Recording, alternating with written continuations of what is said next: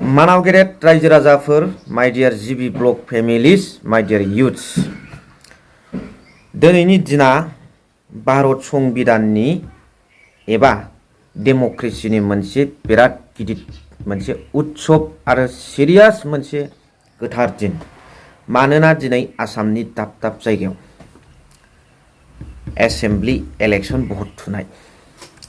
बे दिना जाहैबाय मोनसे डेमक्रेसिनि ओरैबायदि मोनसे गोथार दिन।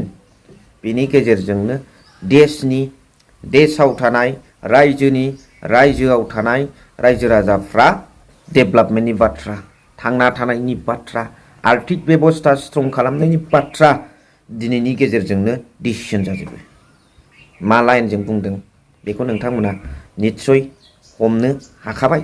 भट थुनानै देरहानानै गभर्नमेन्ट दानानै जा रोखोम सालायो बिनि सायाव सोनारो बे खोथाया थोंजोङै, नङा होमबा? दा बे गोथार दिनखौ नोंथांमोना बुंबाबो बुङाबाबो जासिगौ मोजाङै गोजोन आरो रंजानायनि गेजेरजों, दावराव दावसिजों नङा, हगार हरदो। सोरजों मा दावराव जाबावनांगौ दं? नांगाल बिपिएफ दोलो श्रीजुत हाग्रामा महिलारि सार, बिपिएफनि गाहाय खुंगिरिया हाग्रामा सारनि अनगायै गुबुना जायोमोनब्ला बे आलादा खोथा। नाथाय बिपिएफनि गाहाय गोराया हाग्रामा महिलारि सार। बर्तमानाव बिथाङा बोलने से नहीं काम करके दिखाता है। दा बे खोथा आरो बाव गासिबो नांगालजोबखासै, बाव गैला, जेबो गैला, इउपिपिएल होननाय जेबो गैला। बेनि सिगां माखासे खोथा 2 मिनिट 1 मिनिटसो आं बुंनो सानदों। दिनै बारा गोलाव बुङा। मानगोनां रायजोफोर, दा ओरैबायदि मोनसे खोथा जे दिपेन बर' बिथांनि जे सम्पति, बे सम्पतिखौ जाय बे लिस्टखौ दिरुनदों बेखौ बिथाङा थानायाव आइसिनो केसथ' नङा, एफआइआर होदों।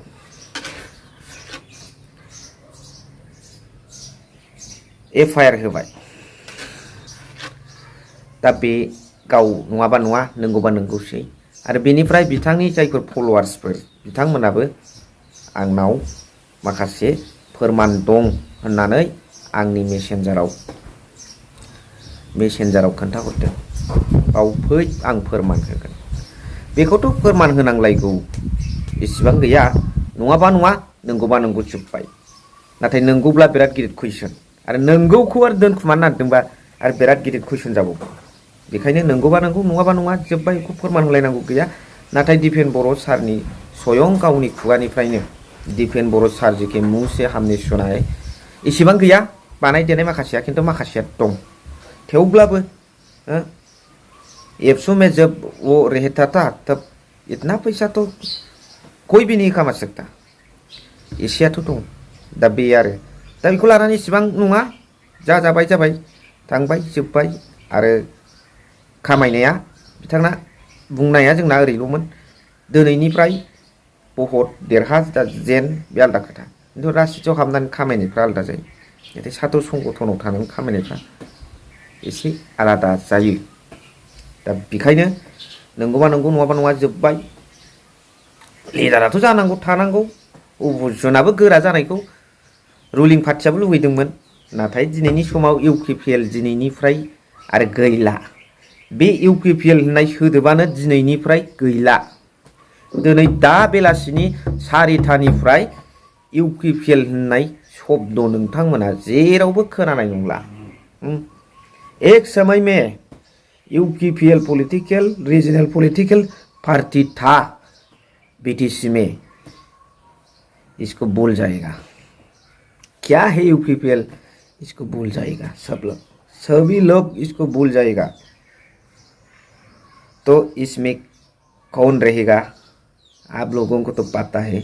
आं तो दिनै बेखिनिखौल' बुंबाय। दा बेलासिनि 4टायाव मोनसे मोजां रिजाल्ट फैगोन।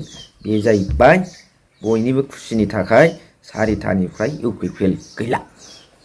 बेनो। थेंक इउ भेरि माच फर वाचिं। लाभ इउ।